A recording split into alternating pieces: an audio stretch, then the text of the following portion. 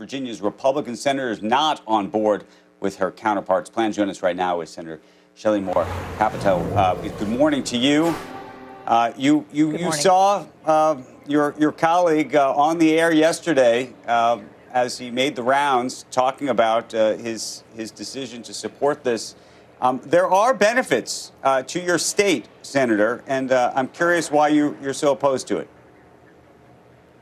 Well, I think the overall impact to our state is devastating. I think that last weekend when I was talking with folks when I was home, they were very aware that the taxes that go up in this bill will be directly put onto them as individuals or businesses. They understand that the heavy foot of advantages to green energy disadvantages the industries in our state. While we're very supportive of renewables, we understand that it will hurt our industries and our working people. We understand also that the massive increase of the IRS will come down on the heads of our small businesses and our individuals in West Virginia. I mean, I think, West Virginians feel like they've been sold a little bit a bill of goods here because of the initial promises that this would be very slim and it would help with inflation. I mean, I think all of the independent studies show that the continued high prices that we see are going to continue under this bill, and it's very discouraging to folks back home.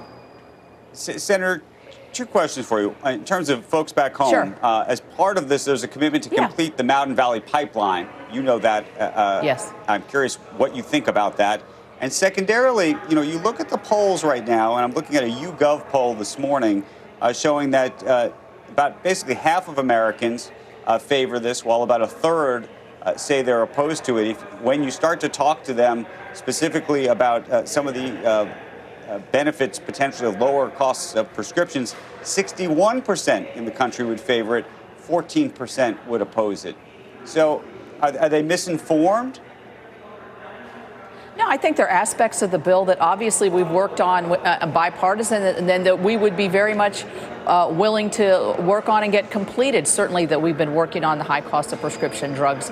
There are bills out there that are moving. In terms of the Mountain Valley Pipeline, I've worked hard to get that completed. It's 95% completed. It's been permitted and it gets rejected by a regulatory regime that we see exists in this administration as it existed before in the Obama administration. And I think that there is no will in this administration to actually see our energy, particularly our fossil energies, move.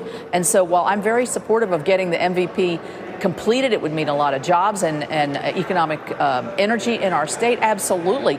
But to say that if you pass this bill, you're going to get a regulating bill in 45 days, I've never heard of guarantees like that. And we all know that this is a very divisive issue on the regulatory front between Republicans and Democrats. So while I support portions of it, absolutely, I think what people realize is food's higher, gas is higher, their electric bills are going up, and this is going to have an even more direct effect on those kinds of issues. And that's what people are worried about.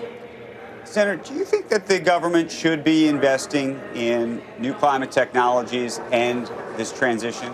Is that something you support broadly?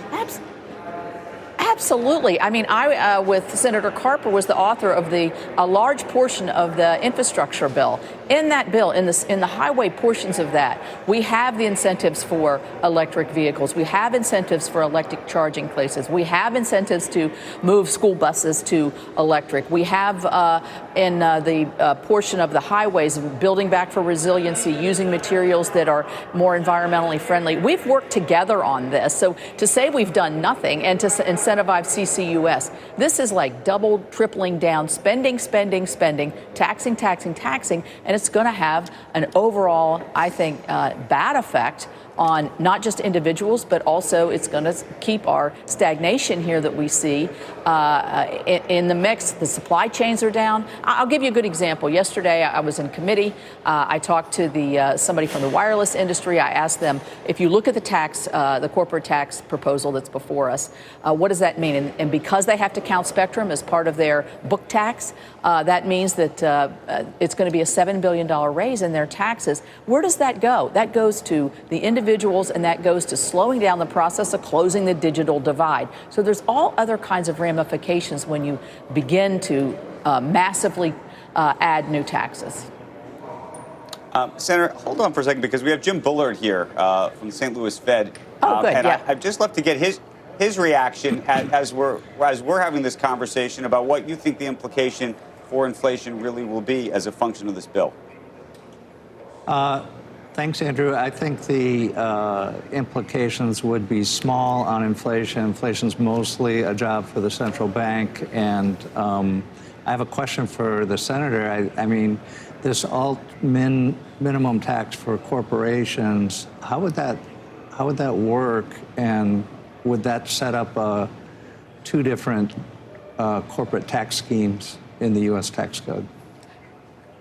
Well, I think that's the big question. This just gets sprung on us last Thursday, and all of a sudden we have no answers as to how this 15% minimum tax works. There's the book tax aspect of it.